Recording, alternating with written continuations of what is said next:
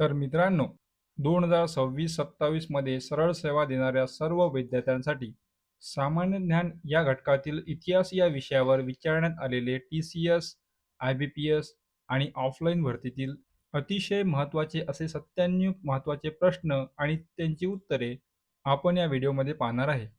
विविध एक्झाममध्ये विचारलेले हे प्रश्न आहेत आणि आणि येणाऱ्या सर्व सरळ सेवा भरतीसाठी अतिशय उपयुक्त राहणार आहेत. तर सुरुवात करूया. प्रश्न पहिला. नाणे घाटास रिकामी जागा या राजवंशाच्या काळात नानाघाट किंवा नानाघाट असेही म्हटले जात असे. तर उत्तर आहे सातवाहन. सातवाहन या राजवंशाच्या काळात नाणेघाट यास नानाघाट किंवा नानाघाट असे सुद्धा म्हटले जात होते. प्रश्न दुसरा. खालीलपैकी कोणते सातवाहन राज्याच्या राजधानीचे प्राचीन नाव आहे? प्रश्न वाचताना शेवटी आहे म्हटलाय की नाही म्हटलाय हे खूप महत्त्वाचे आहे. तर उत्तर आहे प्रतिष्ठान. तर सातवाहन राज्याच्या राजधानीचे प्राचीन नाव काय होते? प्रतिष्ठान. खालीलपैकी कोणत्या सातवाहन राजाचे वर्णन त्रिसमुद्र तोय पीत वाहन असेही केले जाते? तर उत्तर आहे गौतमीपुत्र सातकर्णी. प्रश्न चौथा. खालीलपैकी कोणत्या सातवाहन राजाने गाथा सप्तशती ही प्रसिद्ध काव्य रचना केली? तर उत्तर आहे हाल. हाल या सातवाहन राजाने गाथा सप्तशती ही प्रसिद्ध काव्यरचना केली. प्रश्न पाचवा. सातवाहन राजा हाल याने गाथा सप्तशती या प्रसिद्ध काव्यरचनेची कोणत्या भाषेत रचना केली? तर उत्तर आहे प्राकृत. प्रश्न सहावा. खालीलपैकी कोणती वास्तू राष्ट्रकूट राजवंशाच्या शासकाने कोरली होती? तर उत्तर आहे वेरूळचे कैलास मंदिर. प्रश्न सातवा. खालीलपैकी कोण वाकाटक राजवंशाचे संस्थापक होते? तर उत्तर आहे विंध्य शक्ती.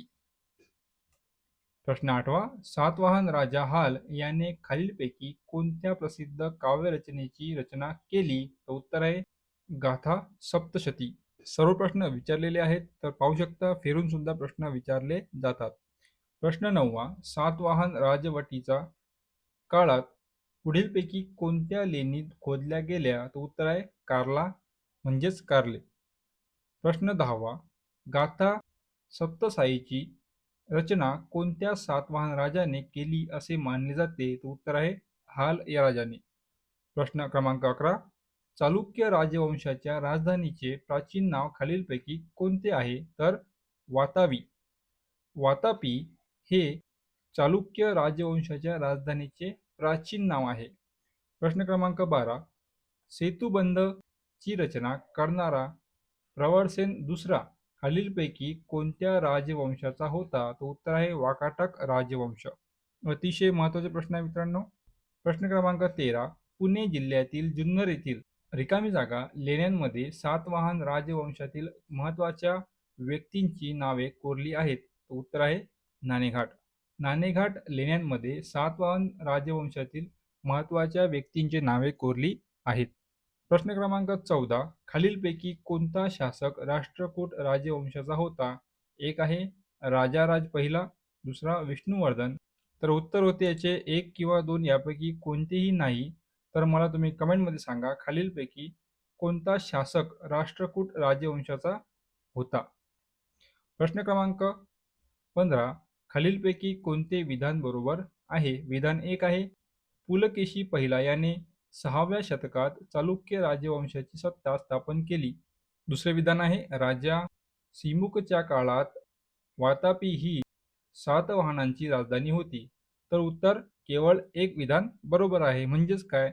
तर पुलकेशी पहिला याने 6व्या शतकात चालुक्य राजवंशाची सत्ता स्थापन केली. प्रश्न क्रमांक 16. महाराष्ट्रात राष्ट्रकूट राजवंशाची सत्ता खालीलपैकी कोणी पहिल्यांदा स्थापन केली? उत्तर आहे दंतीदुर्ग. प्रश्न क्रमांक 17. राष्ट्रकूट राजवंशाच्या खालीलपैकी कोणत्या शासकाने कैलास मंदिर कोरले? तर उत्तर आहे कृष्ण राजा पहिला. इथं लक्षात ठेवायचं कैलास मंदिर कृष्ण राजा. प्रश्न क्रमांक 18.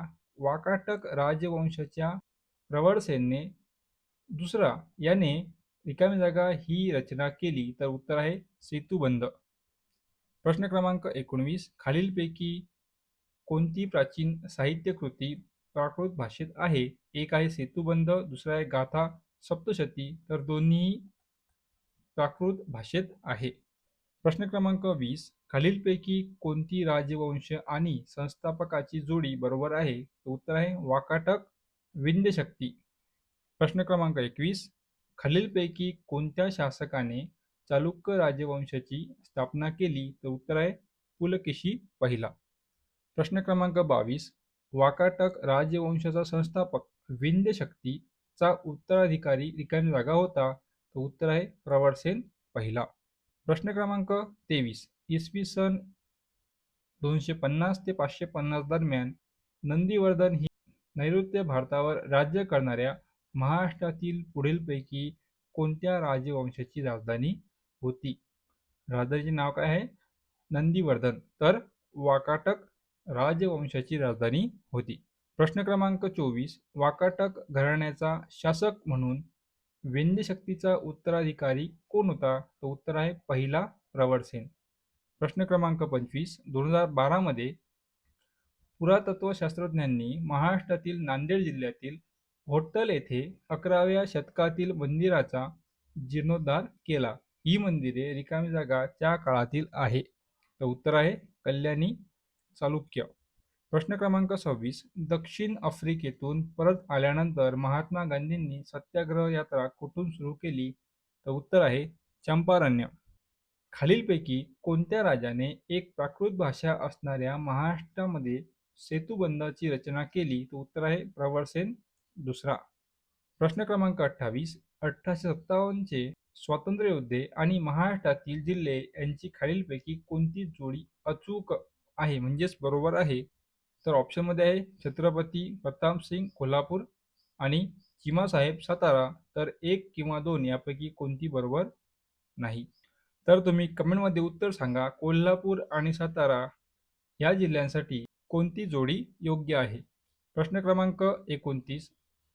त्रिपिटकचा अर्थ काय आहे? तर 3 पेट्या. प्रश्न क्रमांक 30. खालीलपैकी कोण सत्यार्थ प्रकाश या पुस्तकाचे लेखक आहेत? तर उत्तर आहे स्वामी दयानंद सरस्वती. प्रश्न क्रमांक 31. खालीलपैकी कोणत्या चालुक्य राजाने सम्राट हर्षवर्धनचे आक्रमण यशस्वीपणे परतून लावले होते? तर पुलकेशी दुसरा. प्रश्न क्रमांक 32. खालीलपैकी कोणी स्वतःच्या घरात बाल हत्या प्रतिबंधक गृह स्थापन केले? तर उत्तर आहे महात्मा ज्योतिराव फुले. प्रश्न क्रमांक 33. खालीलपैकी कोणत्या वाकाटक राजाच्या मृत्यूनंतर वाकाटक साम्राज्याचे विभाजन झाले? तर उत्तर आहे प्रवरसेन पहिला. प्रश्न क्रमांक 34. ऋग्वेदातील स्तोत्रांना काय म्हणतात? तर सूक्त. प्रश्न क्रमांक 35. बालविवाहाबाबत गोपाळ गणेश आगरकर यांचे वर्तमानपत्र रिकाम्या जागांमध्ये परखड मते मांडत असत? तर सुधारक हे वर्तमानपत्र होते. प्रश्न क्रमांक 36. 1857 च्या संघर्ष सहभागी झालेले रंगो बापूजी गुप्ते हे रिकामी जागा अधिकारी होते? तर छत्रपती प्रताप सिंग. प्रश्न क्रमांक 37. कुतुबुद्दीन ऐबकने कोणत्या वर्षी त्याचा राज्यकारभार सुरू केला? तर 1206 मध्ये. प्रश्न क्रमांक 38. खालीलपैकी कोणते विधान बरोबर आहे? तर पहिला विधान आहे पन्हाळा किल्ला महाराष्ट्रात सह्याद्री पर्वतरांगमध्ये आहे. दुसरं विधान आहे पन्हाळ्याचा किल्ला महाराष्ट्रातील कोल्हापूरच्या शिलाहार शासकांनी बांधला. तर दोन्ही उत्तरे बरोबर आहे, म्हणजे दोन्ही विधाने हे बरोबर आहे. प्रश्न क्रमांक 39. शिखांचे 9वे गुरु गुरु तेज बहादूर यांना औरंगजेबाने कोणत्या वर्षी तुरुंगात टाकले आणि त्यांचा शिरच्छेद केला? तर 1675 मध्ये. खालीलपैकी कोणाला पेरियार म्हणूनही ओळखले जात असे? तर E.V. रामस्वामी नायकर. प्रश्न क्रमांक 41. औरंगजेबाने कोणत्या वर्षी राज्यकारभार करण्यास सुरुवात केली? तर 1658. प्रश्न क्रमांक 42. दिल्लीचा सुलतान इब्राहिम लोदीच्या कोणत्या सुभेदाराने बाबरला भारतावर आक्रमण करण्यासाठी आमंत्रित केले होते? तर दौलतखान लोदी. प्रश्न क्रमांक 43. प्रार्थना समाजाची स्थापना कोणत्या वर्षी व कोठे झाली? तर 1867 मध्ये मुंबई येथे. प्रश्न क्रमांक 44. महाराष्ट्राच्या कोणत्या जिल्ह्यात महात्मा ज्योतिराव फुले यांनी मुलींसाठी पहिली शाळा 1848 मध्ये सुरू केली? तर पुणे येथे. प्रश्न क्रमांक 45. स्वामी दयानंद सरस्वती यांनी रिकामी जागा येथे मध्ये आर्य समाजाची स्थापना केली? तर 1875. प्रश्न क्रमांक 46. भारतीय राष्ट्रीय काँग्रेसचे पहिले अधिवेशन रिकामी जागा येथे घेण्यात आले होते? तर मुंबई येथे. प्रश्न क्रमांक 47. अकबराने हेमूचा पानिपतच्या दुसऱ्या युद्धात वर्ष रिकामी जागा मध्ये पराभव केला? तर 1556 मध्ये. प्रश्न क्रमांक 48. खालीलपैकी कोणते विधान बरोबर आहे? तर रामकृष्ण परमहंस यांचे शिष्य स्वामी विवेकानंद यांनी रामकृष्ण मिशनची 1897 मध्ये स्थापना केली. दुसरे विधान आहे पंडित मदन मोहन मालवीय यांनी बनारस हिंदू विद्यापीठाची पायाभरणी केली. तर दोन्ही विधाने बरोबर आहे. आणि शेवटचा प्रश्न 49. भारत सेवक समाज सर्वंट ऑफ इंडिया सोसायटी ची स्थापना खालीलपैकी कोणी केली? तर गोपाळ कृष्ण गोखले. तर विद्यार्थी मित्रांनो, हे होते आपले 49 क्वेश्चन्स. आपण टोटल 97 घेणार आहे. व्हिडिओ खूप मोठा होईल म्हणून आपण पार्ट 1 मध्ये टाकत आहे आणि लगेच यानंतरचा व्हिडिओ तुम्हाला पार्ट 2 पाहायला मिळेल. तुमचा हा व्हिडिओ पाहून संपण्याआधी तुम्हाला येथे दुसऱ्या व्हिडिओचे नोटिफिकेशन सुद्धा दिसेल. तर भेटूया पुढच्या व्हिडिओमध्ये. धन्यवाद.